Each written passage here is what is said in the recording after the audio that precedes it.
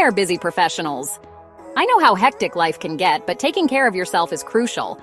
Today, I've got some quick and easy tips for meal prep, exercise, and self-care that'll fit right into your jam-packed schedule.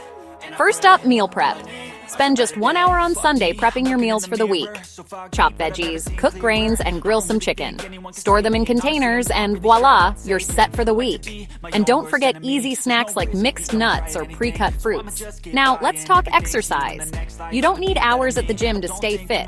Try high-intensity interval training, or HIIT. These quick, intense workouts can be done in 20 minutes right in your living room.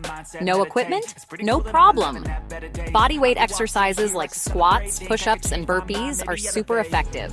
Lastly, self-care. It's not just about bubble baths and candles, though those are great too.